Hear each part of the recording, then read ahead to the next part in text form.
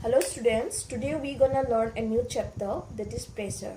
So in this chapter there are few things we are going to learn. So first of all, take a look at this. What is force? Okay, first of all we have to go through what is force and how does force affect our body. Okay, so after that we will learn pressure, atmospheric pressure, fluid pressure and applications of pressure. That is other topics related to this chapter. So let's quickly move on. What is force? Okay, so when somebody says what is force, then we can say that force is nothing, it is just a push or pull of something, isn't it? Can we say? Yes, we can say a force is just a push or pull of something. Suppose if someone give a punch, what will it be? It will be a force. Yes, it is a force.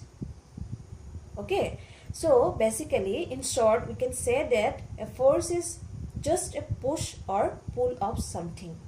And also, if you're picking up a bottle from the ground, is it a force? Yes, it is also a force, because in that case you are pulling the bottle from the ground. You are pulling the bottle, so this is also a force. Clear? Next, let's see what exactly can force do. A force can move an object from rest. Yes, when we are applying force on object, then we can see that when we are applying force, then object can change the position, isn't it? So a force can move an object from rest. Clear? Next one, a force can change the direction. Yes, a force can change the direction, because in the case of batsman, you can see when a batsman batting, then what happened?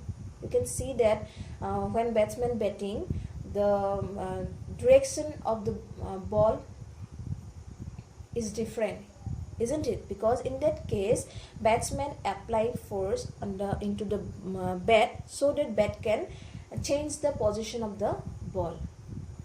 Okay, was not position, change the direction of the ball. So this is a force can change the direction.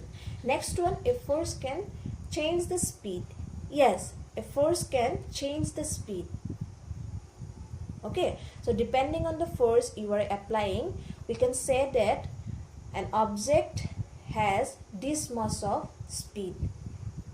Okay, or we can say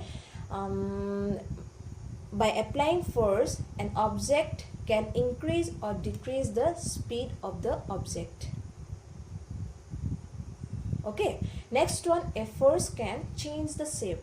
Yes, when somebody is making roti, you can imagine when somebody is making roti, in that case what happened? We have to applying force on the kneadings so that we can make a dough, isn't it? So this is an example of force can change the shape. Okay, now we have to go through what are the impacts of force on object. Okay, so first one is when the direction of force applied changes, the impacts on the object also changes. Yes, when you are applying forces in different direction on the same object, then what happened? The impacts on the object also changes.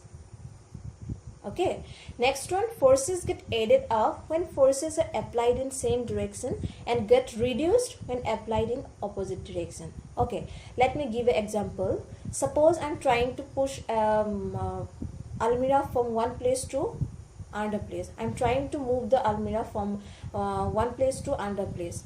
So in that case, I'm applying a force on the almirah so that it can move. Okay, so at the same time, my brother also comes and he helped me to move the almirah from one place to another place.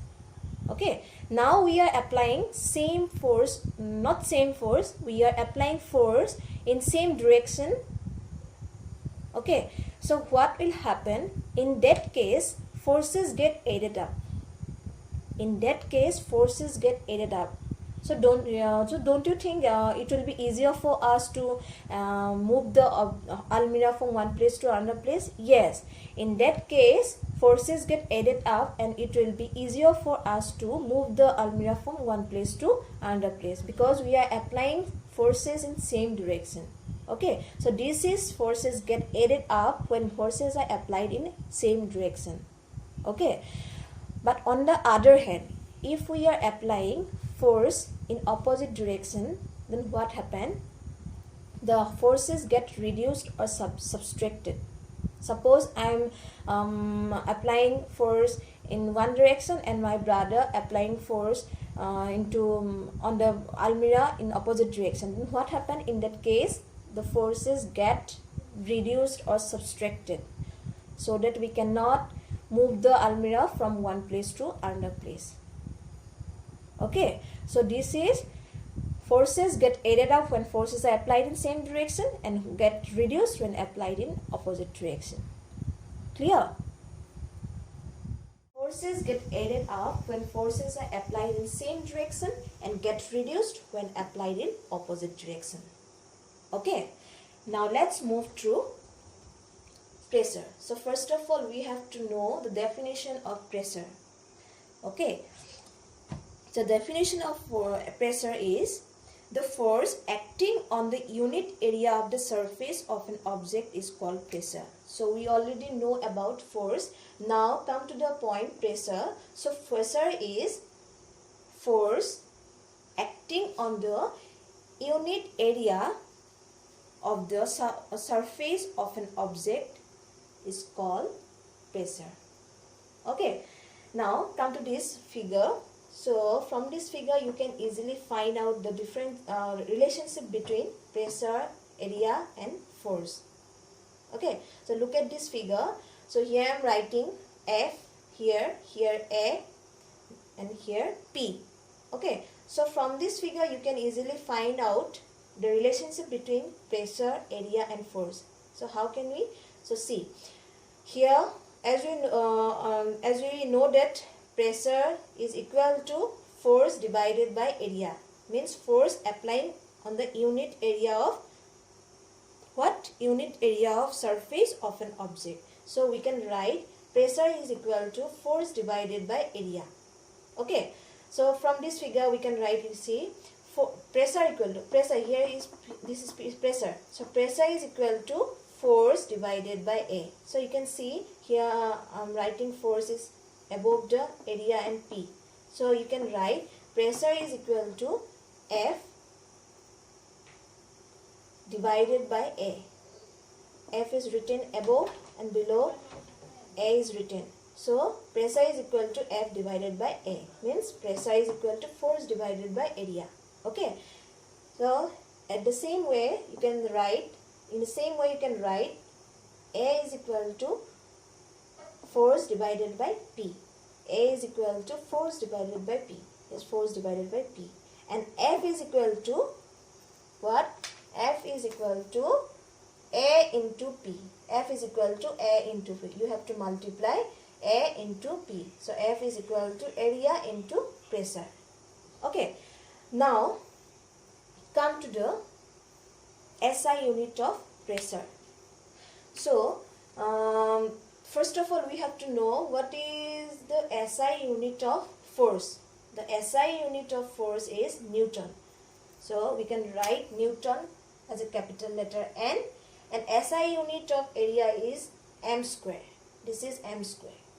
So SI unit of area is m square, and SI unit of force is Newton, capital letter N. So we can write P equal to N by m square, isn't it? So the SI unit of pressure is Newton per meter square. So Newton per meter square is also known as Pascal. Okay, so we can say that the SI unit of pressure is Pascal or Newton per meter square. Okay, so this is SI unit of force Newton, and this is SI unit of area is meter square. So these are all about pressure. So rest of the topics we will discuss in the later class. Okay.